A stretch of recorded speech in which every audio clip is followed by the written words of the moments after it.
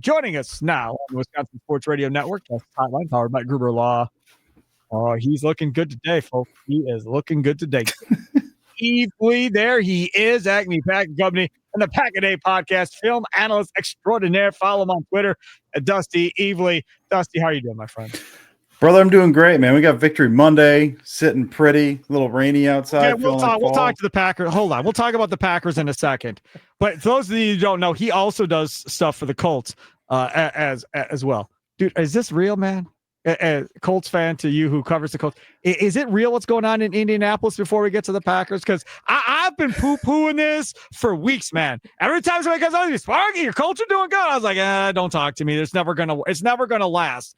But I'm starting to buy in. I think that maybe this might actually last. Yeah, I mean, my issue has been I keep waiting for Daniel Jones to crash back down to earth. Like that's the thing. Yes. And it hasn't yet, but at some point I feel like it will. But this is different. Like I kept like in my head, this was like that year when they beat the Vikings in the playoffs with the Giants and they went and it was like, this is different than that. That was a fake offense. This is a real offense. He's ripping throws. We always knew he had the arm. Like he's looking good, man. The lineup front's killing. The skill position guys like Warren's a dog. Jonathan Taylor's been insane. Woo. Pittman's been awesome. Like Stike, like just even looking at offensively, they're not that much different than they were last year, but the details are a little better. Like guys are like just running where they're supposed to be a little bit more. And Daniel Jones is playing out of his mind. So that's to me is like, I'm hesitant to buy in all the way because if Daniel Jones crashes down to earth again, man, like I don't know, but dude, they've been just insanely fun to watch. Shane Steichen is coach of the year. Daniel Jones is comeback player of the year, and go down the list if they continue to play like this the rest of the way. Now, as good as they've been playing, Jordan Love had his own little fun yesterday against the Steelers. 20 straight completions, first time since 2007. First time Green Bay's won in Pittsburgh since Bart Starr was the freaking quarterback.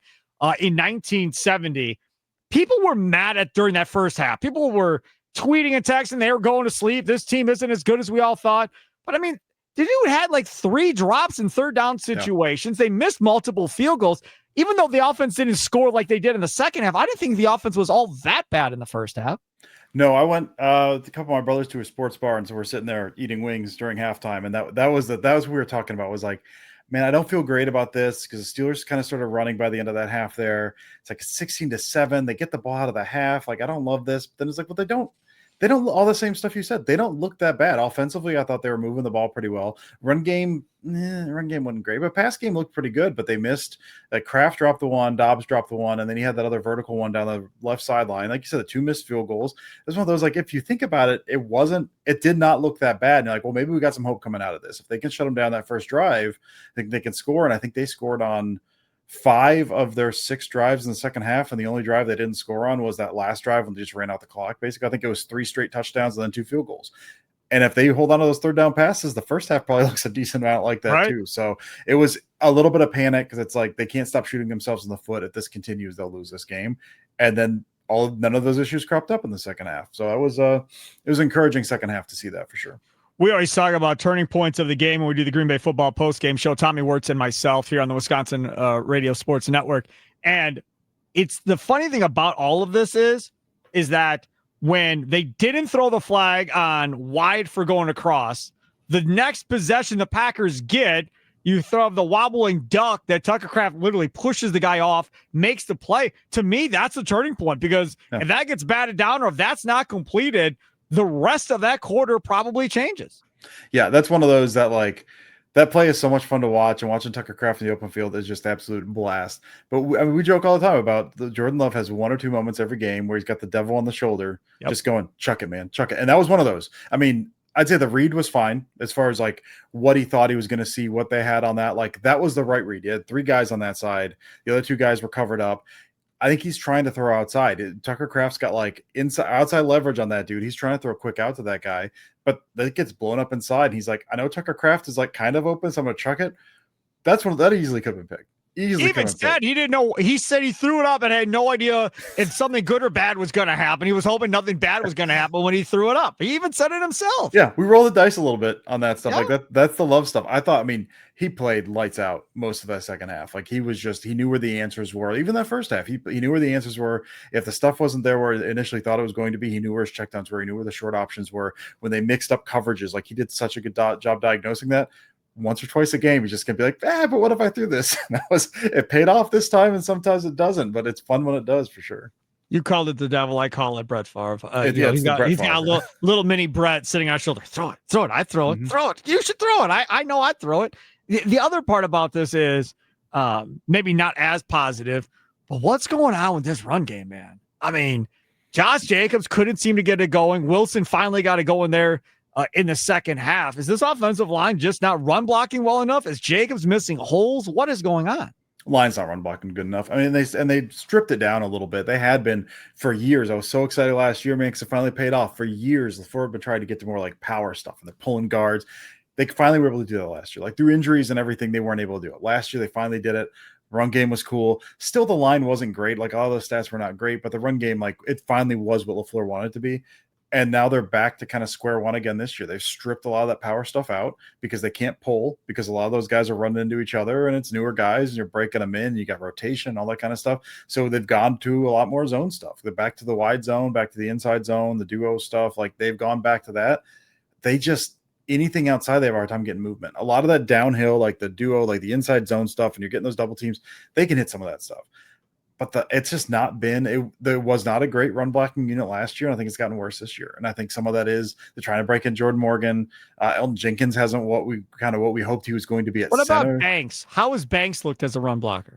Generally fine, like kind of what I thought he was going to be coming in. I think he's evened out a little bit, but he's a big dude and he can move, but he'll get to that second level and get lost sometimes. And that's part of it. If you're going to break those big runs, man, you got to like shut off of one guy, get to that second level, and he can't line up linebackers. And he'll have some good moments and some bad moments, but he's been uneven. I mean, he's been about what I expected when they signed him, he seems fine. Talking with Dusty Evely, film analyst, Acme Packing Company, and Pack a Day Podcast. Follow him on Twitter at Dusty Evely here on Wisconsin Sports Daily, served up by Wendy's on the Wisconsin Sports Radio Network. Steve Sparky Pfeiffer with you. Matthew Golden is a guy that, again, wasn't very active necessarily in that game yesterday. Then somebody tweeted out that he took his Instagram account and made it inactive last night, which realistically, I don't care.